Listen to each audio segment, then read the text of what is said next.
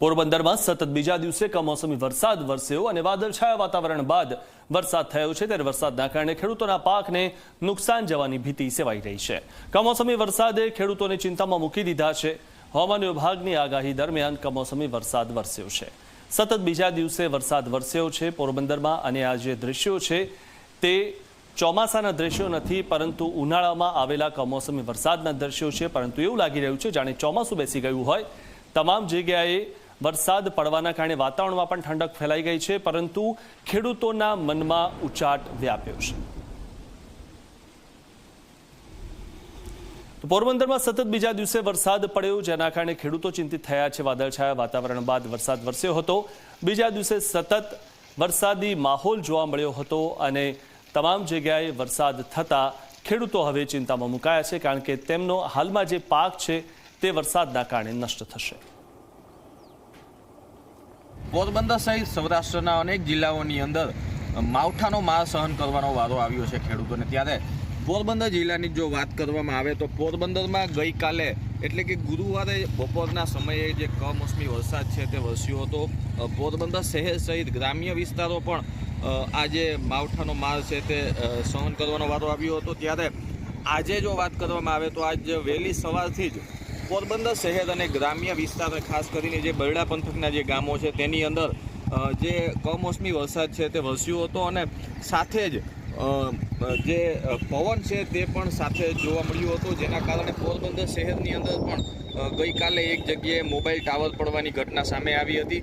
ત્યારે હજુ પણ આગામી 48 કલાક માટે થઈ અને આ જે કમોસમી વરસાદ છે તે વરસી શકે તેવી હવામાન વિભાગ દ્વારા આગાહી આપવામાં આવી છે। ત્યારે ખેડૂતોએ સાવધાન રહેવા માટે સતર્ક રહેવા માટે થઈ અને ખેડૂતોને સૂચના આપવામાં આવી છે। ત્યારે આ વરસાદ કેટલું નુકસાન પહોંચાડે છે તે જોવું રહ્યું। અજય સિલુ, ઝી મીડિયા, પોરબંદર।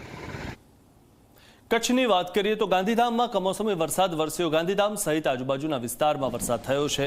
વાદળછાયા વાતાવરણ બાદ કમોસમી વરસાદ વરસ્યો છે ત્યારે હવામાન વિભાગની આગાહી દરમિયાન કમોસમી વરસાદ થયો છે। હવામાન વિભાગે જે રીતે આગાહી કરી હતી તે પ્રમાણે હાલમાં વરસાદ વરસી રહ્યો છે। તો ગાંધીધામના આ દ્રશ્યો કચ્છના ગાંધીધામમાં વરસાદ પડ્યો હતો અને કાળા ડિબાંગ વાદળો જોવા મળી રહ્યા છે ત્યારે કચ્છના ગાંધીધામમાં કમોસમી વરસાદ ખાબક્યો અને ગાંધીધામ સહિત આજુબાજુના વિસ્તારમાં વરસાદ વરસ્યો છે। તો વાદળછાયા વાતાવરણ બાદ કમોસમી વરસાદ વરસ્યો હતો।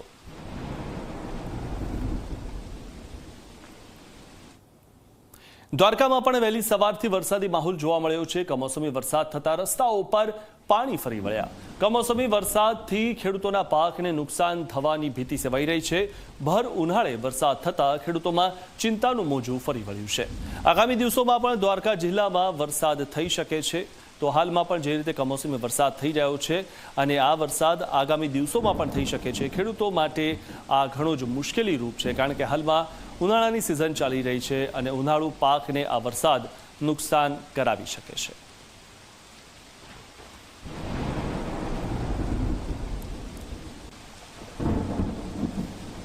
તો દ્વારકામાં કમોસમી વરસાદથી ખેડૂતોની મુશ્કેલી વધી ગઈ છે। કમોસમી વરસાદથી ખેતરોમાં વરસાદી પાણી ફરી વળ્યા। વાવેતર કરેલા પાકમાં પાણી ફરી વળતા મોટું નુકસાન થયું છે। મગ અને તલના પાકમાં કમોસમી વરસાદથી નુકસાન થવા પામ્યું છે। સતત વરસાદથી ખેડૂતો પર આફતના વાદળો ઘેરાયા છે।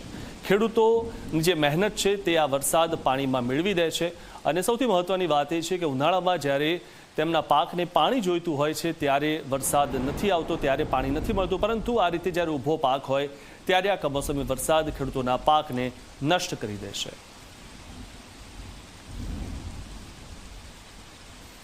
અત્યારે ચૈતર મહિનામાં આવું ક્યારે અમે એટલી અમારી લાઈફમાં મેં આવું જોયું નથી કે જે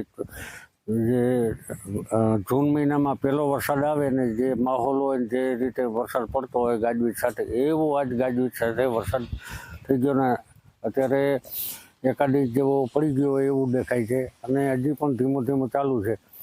હવે આ વરસાદ થવાથી આમ નુકસાન કહીએ તો લગભગ ખેડૂતોએ એનો જીરા ચણા પાક સાચવી લીધો પણ નહીં તો 10% જેવા ખેડૂત કદાચ રહી ગયા હોય અથવા તો કોઈને ખેતરમાં થોડું ઘણું જો સાચવવાની સગવડ ન હોય તો એનું થોડું ઘણું નહીવત પડેલું પણ હોય।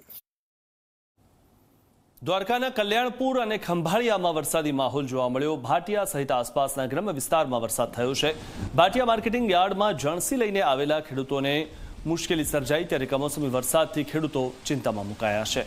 ત્યારે માર્કેટિંગ યાર્ડમાં ખેડૂતો જણસી લઈને આવ્યા હતા, પરંતુ જે આ વરસાદી માહોલ જોવા મળી રહ્યો છે ત્યારે માર્કેટિંગ યાર્ડમાં પણ ઘણી જણસી પલળી ગઈ હતી અને ઘણો બધો જે માલ છે તે ઢાંકીને રાખેલો છે, પરંતુ ખેડૂતો જે તેમની જણસી લઈને આવેલા છે તેમાં તેમને હાલમાં મુશ્કેલી સર્જાઈ રહી છે, કારણ કે તે માર્કેટિંગ યાર્ડમાં વેચવા માટે આવ્યા છે અને આ રીતે ઢાંકીને લઈને આવ્યા છે. કેટલો હવે માલ સારો રહેશે તે બાબતે પણ સવાલ છે.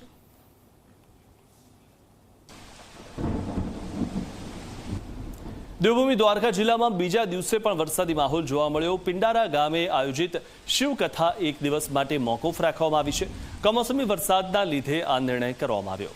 વરસેલા વરસાદમાં કથા સ્થળના મંડપ પલળી ગયા હતા. જગ્યા પર ઠેર ઠેર પાણી ભરાવાથી કથાને મોકૂફ રાખવી પડી છે. આ દ્રશ્યોમાં આપ જોઈ રહ્યા છો, અહીંયા કથા થઈ રહી હતી, પરંતુ જે રીતે વરસાદ વરસ્યો ત્યારે મંડપ પલળી ગયેલો છે, ત્યારે કથા મોકૂફ રાખવામાં આવી છે. કમોસમી વરસાદના કારણે આ નિર્ણય કરવામાં આવ્યો. હવામાન વિભાગની આગાહીના પગલે દેવભૂમિ દ્વારકા જિલ્લામાં આજે વહેલી સવારે જ છે કે દ્વારકાના આસપાસના વિસ્તારોની અંદર ક્યાંક કમોસમી વરસાદ છે તે વરસ્યો હતો. ખાસ જ્યારે વાત કરીએ તો હાલના સમયે તો સૂર્યદેવના જે દર્શન થયા છે, પરંતુ ક્યાંક વાત કરીએ તો જે ખેડૂતો માટે આ જે કમોસમી વરસાદ છે તે માવઠા સ્વરૂપે એટલે કે નુકસાની સાબિત કરે તેવા દ્રશ્યો હાલ તો સામે આવ્યા છે. કારણ કે વાત કરીએ તો હવામાન વિભાગ દ્વારા જે આગાહી કરવામાં આવી હતી તે લઈને આજે વહેલી સવારે જ છે કે જે દ્વારકાના વાતાવરણમાં ક્યાંક પલટો આવ્યો હતો અને વહેલી સવારે જ છે કે કમોસમી વરસાદ છે તે વરસ્યો હતો. દ્વારકા સહિત કલ્યાણપુર, ભાટિયા સહિત અનેક એવા ગામો છે કે જ્યાં કમોસમી વરસાદ છે તે વરસ્યો છે. ખેડૂતોએ વાવેલ મગ, તલ જેવા અન્ય જે ધાન્ય છે કે તેમને પારાવાર મુશ્કેલીનો સામનો છે તે કરવો પડ્યો હતો અને જે પાક વાવ્યો હતો તેને નુકસાની વેઠવાનો વારો છે તે આવ્યો છે. ખાસ તો જ્યારે વાત કરીએ તો સૂર્યનારાયણના દર્શન થયા છે, પરંતુ ક્યાંક હજુ પણ હવામાન વિભાગ દ્વારા આગાહી છે તે વ્યક્ત કરવામાં આવી છે અને જો હજી આવનારા સમયની અંદર જો વરસાદ વરસે એટલે કે કમોસમી સ્વરૂપે વરસાદ વરસે તો ક્યાંક છે કે ખેડૂતોને પારાવાર મુશ્કેલીનો સામનો કરવો પડે અને નુકસાની પણ છે તે વેઠવાનો વારો આવશે. જયદીપ લાખાણી, G24 કલાક, દ્વારકા.